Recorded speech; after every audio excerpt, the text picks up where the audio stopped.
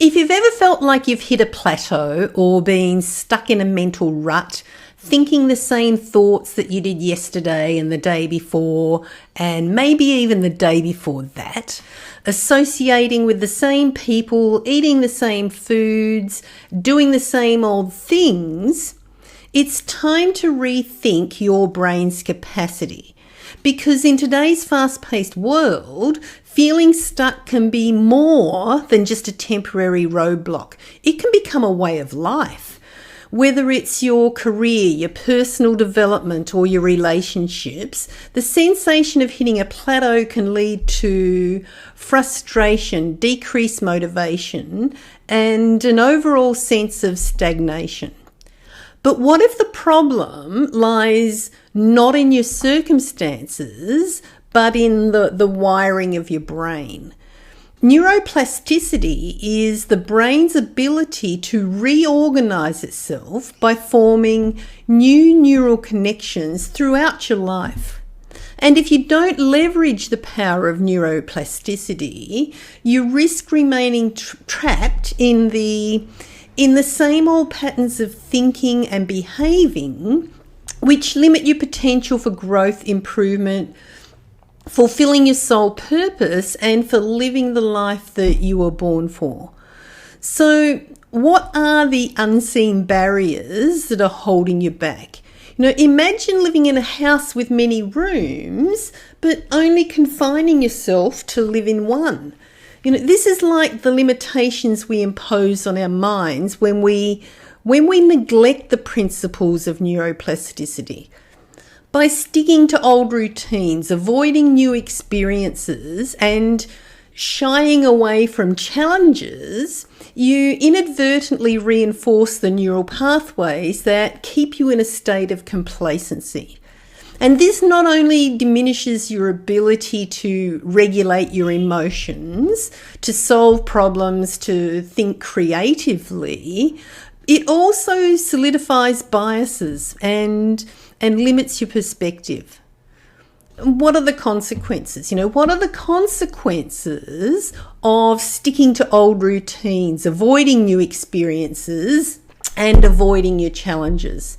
You get a life lived in the shadows of what you could be, fraught with missed opportunities for personal and professional growth, for vitality, for health, for wealth, for success, for fulfilling relationships, fun, and a lifestyle that you'd love. So what's the solution? What can you do to change up from your plateau, to make better use of the neuroplasticity of your brain, and to do a better job of fulfilling your soul purpose? You can rewire your brain through having rich experiences. And the good news is that our brains are far more malleable than what we used to think. By consciously engaging in activities that challenge your mental models, you can forge new neural pathways and expand your cognitive capabilities.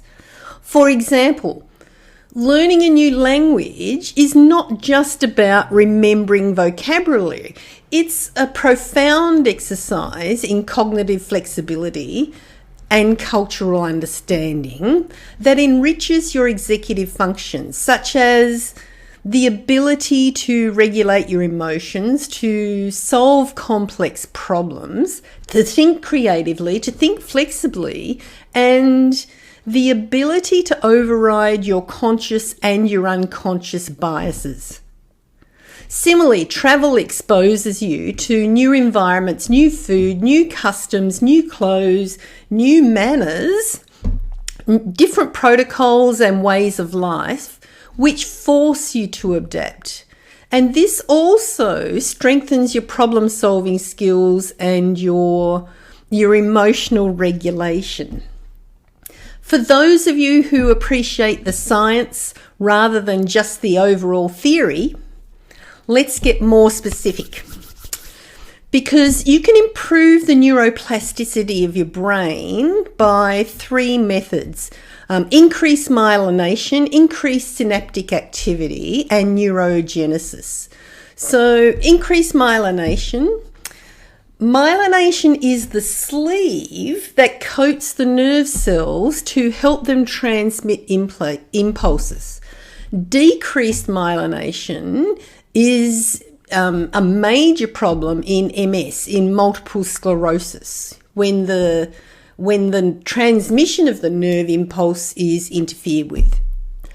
You get increased myelination from repetitive exercise, from doing something that you already do and becoming even better at it. So becoming even better by repeating what you already know how to do. Say at the gym, for example. Increased synaptic activity. Synapses are the meeting points between cells. So neurotransmitters such as acetylcholine go from the axon of one cell to the dendrite of the other, Chinese whispering the messages across the gap between the cells. So learning to become good at something new increases synaptic activity. Learning something new gets neurons that are already present but not connected to connect with each other, to wire together and to fire together. Neurogenesis is new nerves. Neuro means new, genesis means creation. You get neurogenesis from laying down new memories. Neurogenesis happens when you have new experiences, create new memories, and when embryonic nerve cells mature into adult nerve cells. Then they can connect with each other and become myelinated. What else? Doing aerobic exercise and eating dark-skinned foods promotes BDNF, brain-derived neurotrophic factor, which promotes neurogenesis as well. What else? You can improve the neuroplasticity of your brain by engaging in a bunch of behaviours, by doing aerobic exercise, because this promotes BDNF, brain-derived neurotrophic factor, which promotes neurogenesis. So aerobic exercise promotes the maturation of embryonic nerve cells into mature adult nerve cells and to the connection of other nerves. However, prolonged high-intensity exercise spikes cortisol, so you need to find the sweet spot. Eat dark-skinned foods such as blueberries, dark cabbage and blackberries, because the pigment in the skin of dark-skinned foods is high in antioxidants called anthocyanins, which also assist in neurogenesis.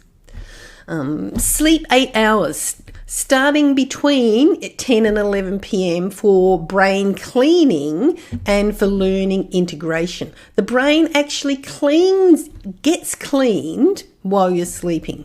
So not while you just lay in bed or resting, while you're sleeping. And sleeping 8 hours and 15 minutes is actually the sweet spot for most people. Avoid insulin spiking. You get insulin spiking when you eat sugar and carbohydrates. So don't snack all the time. And fast in between meals. And ideally, eat between noon and 8 p.m. In the ancient world, you didn't wake up and breakfast was in front of you. Someone had to go and catch it or gather it up. Avoid high cortisol. Cortisol and adrenaline are the two main stress hormones, and stress raises cortisol. So meditate to prevent yourself from being stressed, and meditate to transmute the stress you've already got and already stored in your body. Take on new learning projects. Learning new projects increases synaptic activity, makes new nerve connections, stops you from getting bored, and makes you a more interesting person.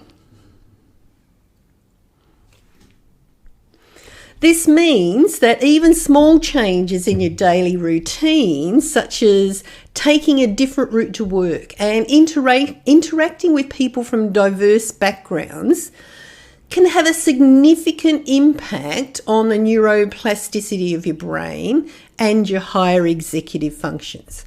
Consciously choosing to be the architect of your life instead of a spectator, caught up in other people's flow or the will of authorities that don't necessarily have the best interests of you and your community at heart, compels you to think differently, to approach problems from unique angles, and to appreciate the richness of human diversity. By embracing the principles of neuroplasticity and actively seeking out growth opportunities, you can break free from the mental ruts that have held you back in the past. By embracing the principles of neuroplasticity, you can unlock your full potential to lead a healthier, wealthier, and more sustainable and more fulfilling life. The journey toward personal growth and improved cognitive function is an ongoing process that requires decisive intention and a willingness to step out of your comfort zones. By understanding and applying the principles of neuroplasticity, you can empower yourself to overcome your plateaus, your procrastination, your ruts and your stagnation, and enjoy a path of continuous and fulfilling self-improvement. So don't let your brain's immense capacity for change go to waste. Harness your ability to make your new neuron connections and become the most adaptable, the most creative, the most interesting, and the most insightful version of yourself. And create the life that deep down inside you know you were born for.